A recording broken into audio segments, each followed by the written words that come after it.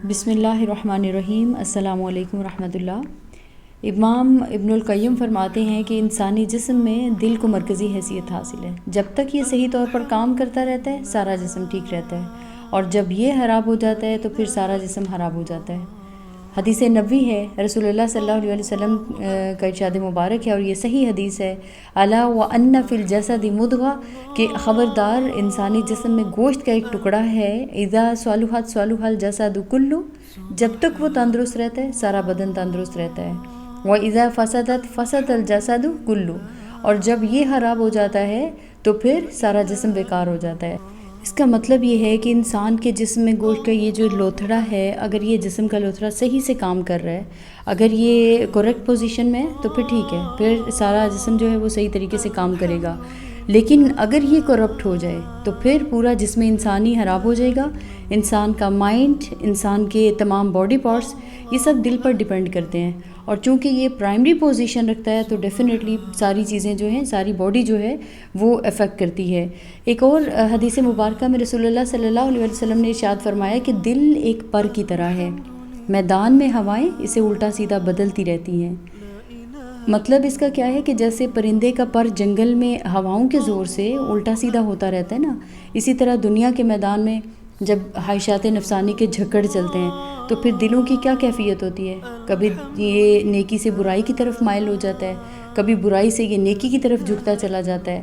ایک اور جگہ پہ ارشاد نبی صلی اللہ علیہ وسلم ہے، اس وقت آپ صلی اللہ علیہ وسلم نے کیا فرمایا کہ التقویٰ ہا ہنا، اور یہ کہتے ہوئے رسول اللہ صلی اللہ علیہ وسلم نے اپنے سینہ مبارک کی طرف اشارہ فرمایا، مطلب کہ تقویٰ جو ہے وہ یہاں ہے، دل کے اندر ہے۔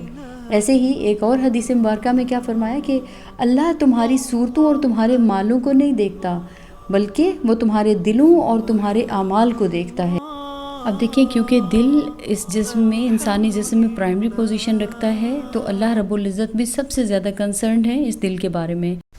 تو اللہ کے رسول صلی اللہ علیہ وسلم نے فرمایا کہ تمام انسانوں کے دل اللہ رب العزت کی 2 انگلیوں کے درمیان ہے، جیسے ایک دل ہوتا ہے۔ اللہ جسے چاہتا ہے، جس طرف چاہتا ہے اس دل کو موڑ دیتا ہے، یعنی ایک وقت میں اس کے دل میں محبت بھی پیدا ہو جاتی ہے، ایک ہی وقت میں نفرت بھی پیدا ہو جاتی ہے، یعنی اللہ رب العزت کی 2 انگلیوں کے درمیان ہے یہ دل۔ تو اللہ کے نبی صلی اللہ علیہ وسلم نے یہ فرمایا، اور اس کے بعد آپ صلی اللہ علیہ وسلم نے دعا کیا فرمائی کہ یا مصرف القلوب ثبت قلبی علی دینک، کہ اے دلوں کو پھیرنے والے میرے دل کو اپنے دین پر قائم رکھ۔ اب آپ دیکھیں کہ اللہ کے نبی صلی اللہ علیہ وسلم یہ دعا فرما رہے ہیں۔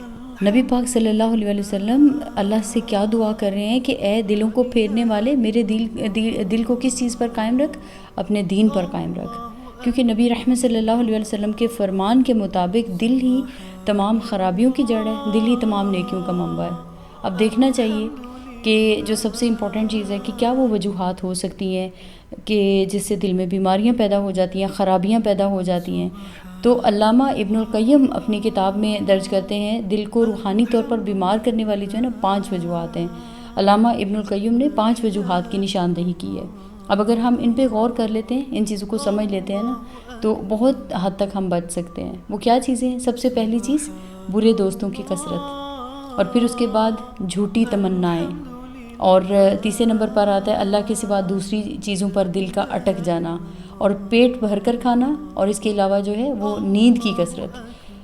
دل کا کام کیا ہے؟ یہ اللہ تعالیٰ کی طرف لپکتا ہے، اور صراط مستقیم کے جو ڈاکو ہیں نا، یہ جو چیزیں صراط مستقیم سے انسان کو ہٹانے والی ہیں، یہ ان سے خبردار کرتا رہتا ہے، کیونکہ دل کو اللہ رب العزت نے روشنی عطا کی ہے، اس کو زندگی، قوت عطا فرمائی ہے۔ لیکن اگر یہ 5 روگ دل کو لگ جاتے ہیں، یا ان میں سے کوئی بھی چند روگ لگ جاتے ہیں، تو پھر کیا ہوتا ہے؟ دل کا نور ختم ہو جاتا ہے، بصیرت کی آنکھ روشن نہیں رہتی ہے، دل کے کان بہرے ہو جاتے ہیں۔ اگرچہ ظاہری زبان کام کرتی رہے، ظاہری کان کام کرتے رہیں، لیکن بہرحال دل کے آنکھ جو ہے نا وہ روشن نہیں رہتی ہے۔ تو جس کسی کو ظاہر ہے ان بیماریوں کا شعور ہی نہیں ہے، اس کو زخم لگے گا تو اس کو تکلیف محسوس نہیں ہوگی، اب سوچنے کی چیز یہ ہے کہ ان چیزوں یہ جو 5 نشانیاں جو بتائی گئی ہیں، 5 وجوہات بتائی گئی ہیں جو دل کو بیمار کر دینے والی ہیں، یہ کس طرح سے ہیں؟ تو قرآن اس حوالے سے کیا کہتا ہے، حدیث میں اس بارے میں کیا بتایا گیا ہے؟ تو سب سے پہلے دیکھ لیتے ہیں سورہ فرقان میں اللہ رب العزت نے کیا بتایا ہے کہ اس دن ظالم اپنے ہاتھ کاٹے گا اور کہے گا اے کاش میں نے رسول کا راستہ اپنایا ہوتا، ہائے افسوس کاش میں نے فلاں کو دوست نہ بنایا ہوتا، اس نے تو میرے پاس نصیحت آ جانے کے بعد مجھے بہکا دیا۔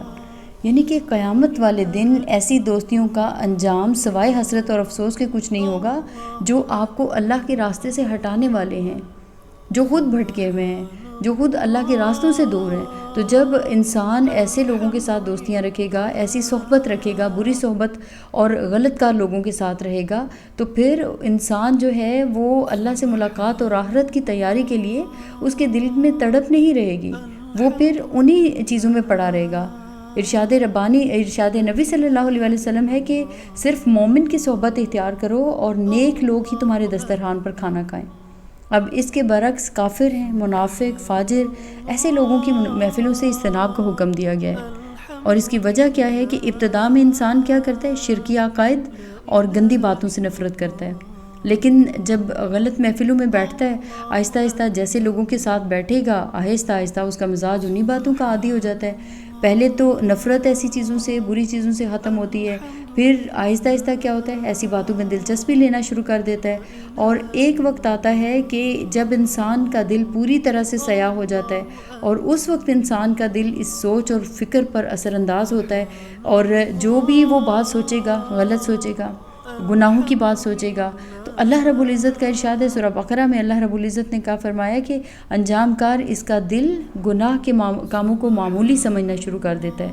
تو نبی صلی اللہ علیہ وسلم نے اچھی اور بری محفل، اس کے نتائج کو ایک مثال کے ذریعے سمجھایا۔ فرمایا نیک اور برے ساتھی کی مثال ایسے ہے جیسے خوشبو والا اور بھٹی جھونکنے والا۔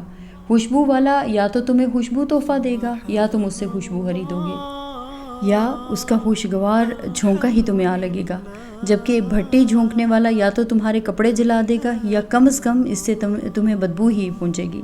تو اب یہ جو اگزامپل دی گئی ہے، یہ جو مثال ہے، اس سے اچھی طرح سے واضح ہو جاتا ہے کہ برے آدمی کی صحبت جو ہے وہ ہر طرح سے انسان کو نقصان پہنچانے والی ہے۔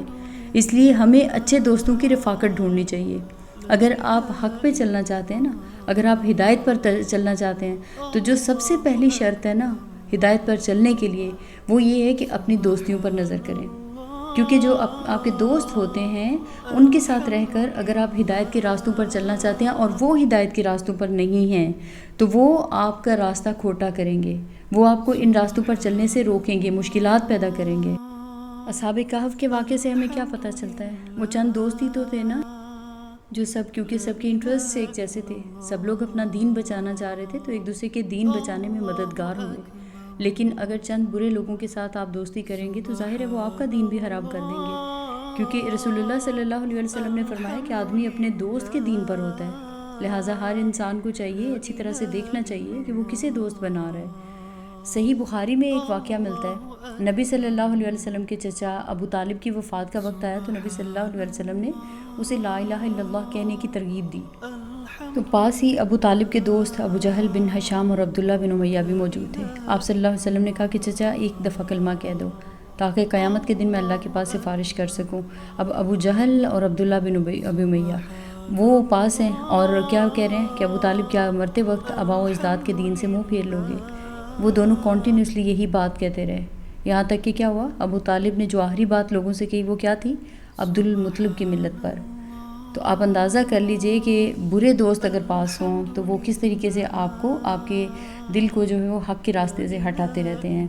اور ہمارا دماغ جو ہے نا، بیسیکلی دماغ ڈیسیژنس نہیں لے سکتا ہے، دماغ تو صرف یہ چیزیں کہے گا کہ یہ چیز جو ہے غلط ہے، یہ صحیح ہے، وہ ڈائریکشن ضرور دے گا، لیکن فائنلی آپ کیا کریں گے کہ میرا دل یہ جا رہا ہے سو میں یہ چیز کر کے رہوں گی۔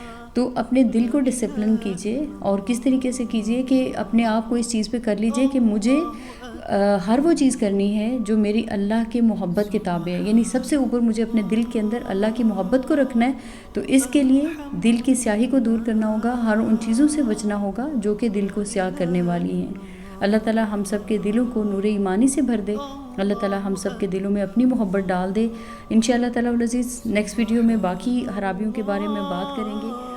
بس اللہ سے دعا کرتے ہیں. سبحان اللہ الحمد للہ لا الہ الا اللہ